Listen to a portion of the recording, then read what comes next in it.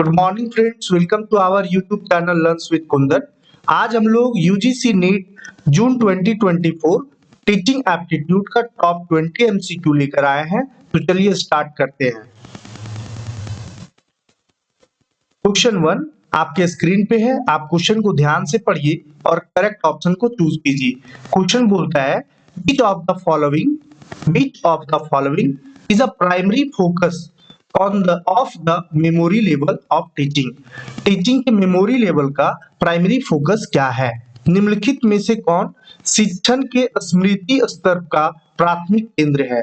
आपको पता है कि प्राइमरी ये मेमोरी लेवल होता है, अंडरस्टैंडिंग लेवल होता है, अंडरस्टैंडिंग और रिफ्लेक्टिव लेवल होता है।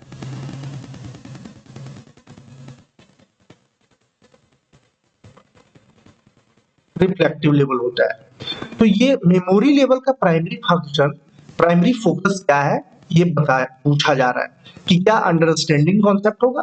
तो अंडरस्टैंडिंग और अंडरस्टैंडिंग लेवल यहां से तो आप आसानी से काट सकते हो ऑप्शन ए को।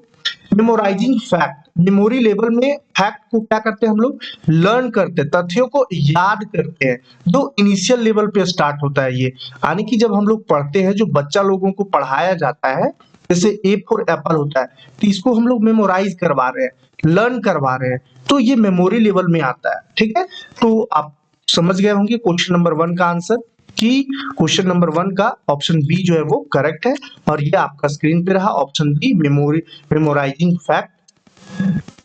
नेक्स्ट है who is considered the main proponent of reflective level of teaching. Reflective level of teaching जो है वो लास्ट लेवल है, अंतिम लेवल है। और तो रिफ्लेक्टिव लेवल ऑफ टीचिंग को कौन प्रोपोनेंट किया था, यानी कि चिंतनशील शिक्षण स्तर का मुख्य प्रस्तावक कौन था? प्रस्तावक बोला जा रहा है कि प्रोपोनेंट कौन था। ठीक है, तो आप आसानी से आंसर कर सकते हो। क्वेश्चन 2 का ऑप्शन बी जो है वो करेक्ट है। जॉन डीवे जो है वो रिफ्लेक्टिव लेवल के प्रस्तावक थे। तो इसको लर्न कर लेना है, रट लेना है, घोट लेना है, 10 बार लिखिए, 50 बार लिखिए, लेकिन ये लर्न कर लीजिए कि रिफ्लेक्टिव लेवल ऑफ टीचिंग का जो मेन प्रोपोनेंट है वो है जॉन डीवे। जॉन डीवे को लर्न रखना है। ठीक है, और ये आपका स्क्रीन पे रहा option B, John Dewey. Next है question number 3, the understanding of teaching, the understanding of teaching primary aim to achieve which of the following. बताइए जल्दी से क्वेश्चन नंबर 3 का आंसर। शिक्षण का समझ स्तर मुख्य रूप से निम्नलिखित में से क्या हासिल करना चाहता है? जल्दी से बताइए क्वेश्चन नंबर 3 का आंसर। तो ऑप्शन बी जो है वो करेक्ट है, डेवलपिंग इनसाइट। डेवलपिंग इनसाइट जो है वो करेक्ट आंसर है, और ये आपका स्क्रीन पे रहा आंसर। नेक्स्ट है question 4, which level of teaching is characterized by the use of problem solving and critical thinking skill। problem solving और critical thinking skill जो है वो कौन सा लेवल का टीचिंग में आता है? Memory level, understanding level, reflective level, informative level. Question number 4 का आंसर कीजिए जल्दी से। तो क्रिटिकल थिंकिंग का बात जैसे ही किया जाए तो ऑप्शन सी जो है वो करेक्ट हो जाएगा, ऑप्शन सी करेक्ट हो जाएगा। रिफ्लेक्टिव लेवल में हम लोग चिंतनशील शिक्षा प्राप्त करते हैं, चिंता करते हैं, थिंक करते हैं उस चीज के बारे में, तो ऑप्शन सी जो है वो करेक्ट था। नेक्स्ट है question number 5, at which level of teaching do student engage in higher order thinking and self directed learning. बताइए जल्दी से, हायर ऑर्डर थिंकिंग और सेल्फ डायरेक्टेड लर्निंग में कौन सा टीचिंग लेवल में आता है? ये कौन, किस टीचिंग लेवल का बात किया जा रहा है? बताइए जल्दी से, higher order of thinking and self directed learning. Question number 5 का आंसर कीजिए। तो ये भी रिफ्लेक्टिव लेवल का है। रिफ्लेक्टिव लेवल में हम क्या करते हैं कि सेल्फ डायरेक्टेड लर्निंग होता है, और हम थिंक करते हैं, चीजों को सोचते हैं, चिंतन करते हैं। ठीक है, तो आप आसानी से आंसर कर सकते थे ये, और आपका आंसर सी रहा। नेक्स्ट है question number 6, in the memory level of teaching what is the teacher's main role.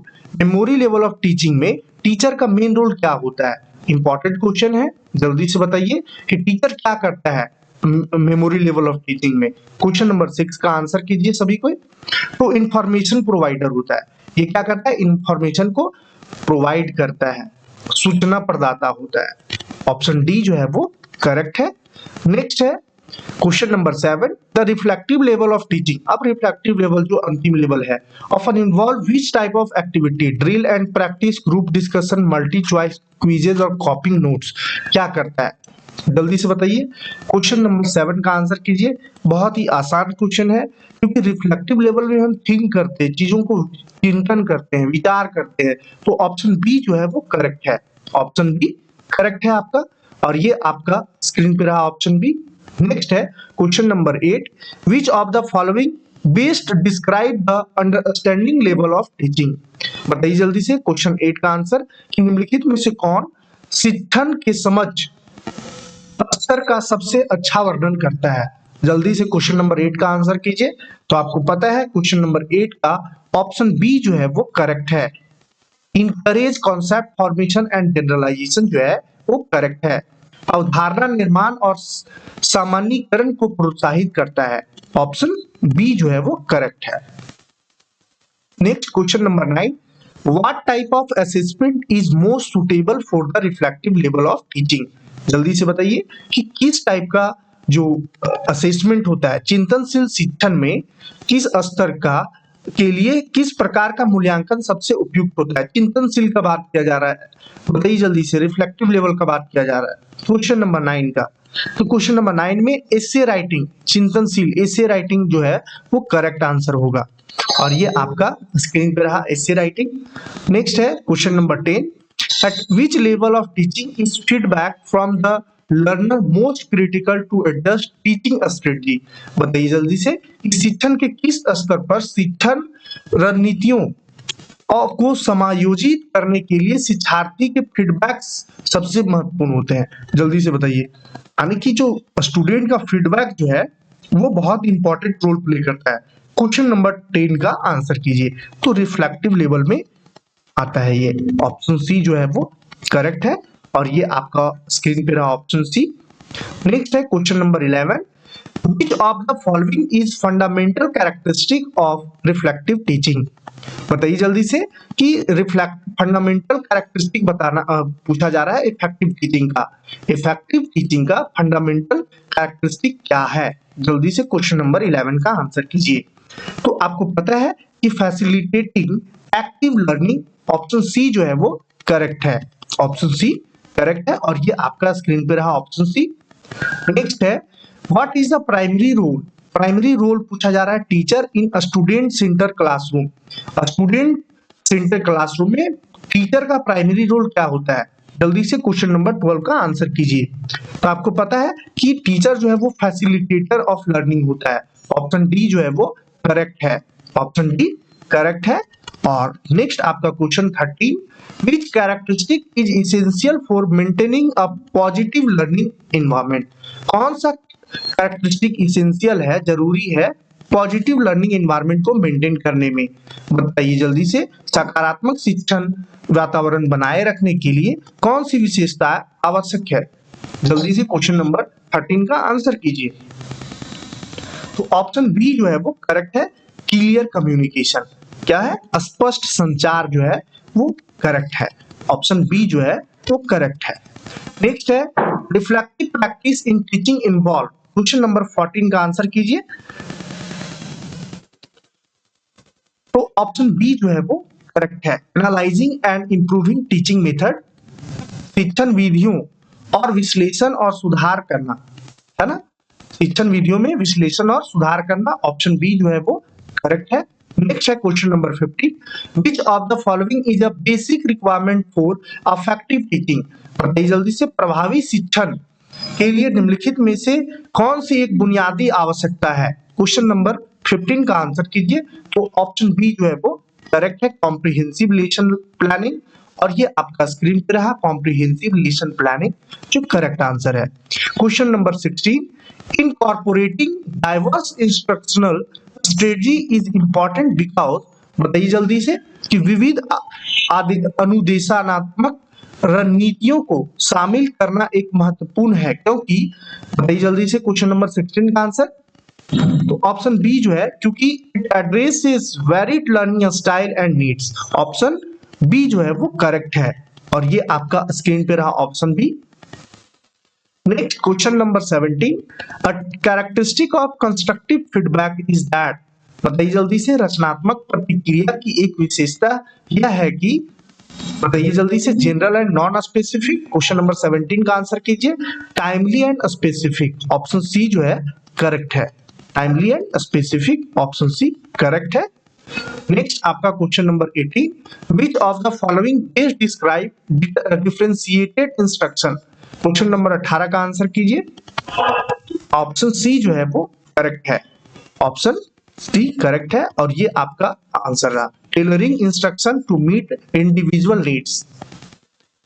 Question number 19, a crucial aspect of classroom management is, बताइए जल्दी से, क्रूशियल एस्पेक्ट का बात किया जा रहा है, कक्षा प्रबंधन का एक महत्वपूर्ण पहलू क्या है, तो जल्दी से क्वेश्चन नंबर 19 का आंसर कीजिए, ऑप्शन बी जो है वो करेक्ट है, establishing clear rules and expectation, option B जो है वो करेक्ट है और ये आपका स्क्रीन पे रहा ऑप्शन बी।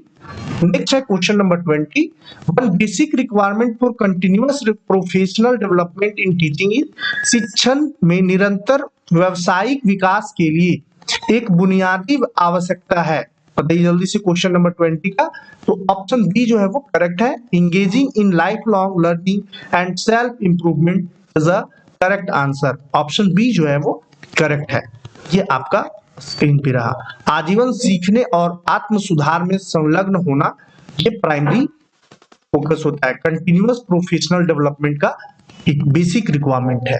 तो आज का ये लास्ट क्वेश्चन था। अगर वीडियो आपको हेल्पफुल लगा हो तो वीडियो को आप लाइक कर दीजिएगा, चैनल को सब्सक्राइब कर दीजिएगा, वीडियो को शेयर कर दीजिएगा। हम लोग एग्जाम से पहले, जून जो 2024 में एग्जाम होने वाला है उससे पहले तक में आपको पूरा का पूरा 10 यूनिट का, पेपर 1 का और पेपर 2 कॉमर्स का 10 यूनिट का आपको एमसीक्यू जो है वो प्रोवाइड कर दिया जाएगा और एमसीक्यू एकदम रिसर्च करके एग्जाम बेस्ड एमसीक्यू दिया जा रहा है। अगर आप करके जाते हैं जितना आपको दिया जा रहा है तो आपका 100% इस बार जो है वो निकल जाएगा नेट, है ना। तो आप हमारे साथ बने रहिए, तब तक के लिए धन्यवाद। हम लोग नेक्स्ट वीडियो में फिर से मिलेंगे। Thank you.